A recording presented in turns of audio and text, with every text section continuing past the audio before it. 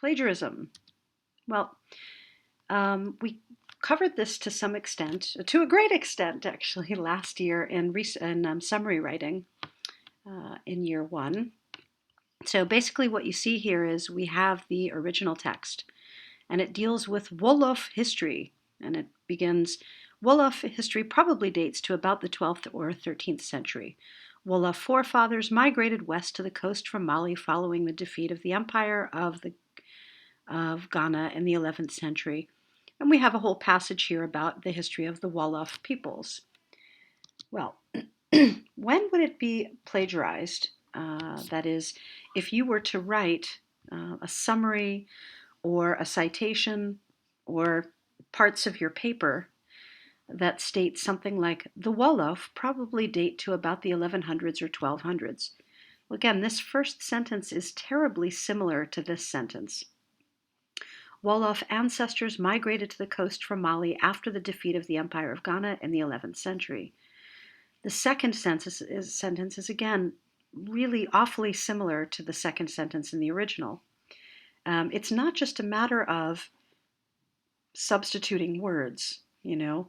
For example, here you've got forefathers, here we have ancestors. Here, oral family histories indicate. Here we have oral histories show. Looking a bit further, let's see. Here we've got, since European contact, Wolof history has undergone numerous conquests and revolts as competing rulers challenged one another for kingship. And our rewrite is, since European contact, there have been a lot of conquests and revolts as competing rulers fought for kingship. Again, it's strikingly much too similar to the original, so it would be considered plagiarized. Okay, so now you're wondering, well, how do I go about avoiding plagiarism, rewriting someone's ideas without stealing the actual language itself? Well, probably the best way to go about it is to take notes on what you read. Take notes. Write down only the most important information and write that information in your own words. When you're looking at your source, pardon me, your source material for your research paper, that is the scholarly articles you will have read, make sure to take down all the relevant details so we can correctly put them in your bibliography in APA format. You might want to create a mind map, right? Wolof history, descended from the Fulbe, started in the 12th, 13th century. So you can, again, we learned this last year in terms of how one can take notes on something you read or something you listen to. So the first step is to take notes. Later, step 2, when you've taken notes from a number of different sources, you can combine and organize the information to figure out in what order you want to present it. So again, like summary writing, you'll be combining the thoughts later after you've taken some sort of notes. Then the third is to write your own text using the information in your notes. Don't look at the original. This way you will be writing it in your own words.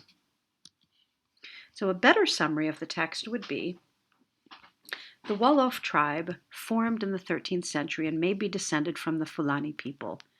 They lived in Mali under the Ghana Empire, but moved west to the coast in what is now Senegal after the fall of the Ghana Empire in 1076 AD.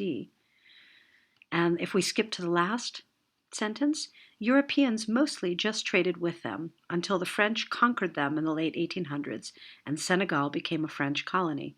Now, this captures the most important information of the original, but it's written in the author's own words instead of the original language of the text. You can see that the way it's organized and combined, we've written an adequate summary here in which information is combined together. And again, not looking at the original text when you're writing down your summary or your notes is an excellent practice. Okay, so that was our information on using sources and avoiding plagiarism.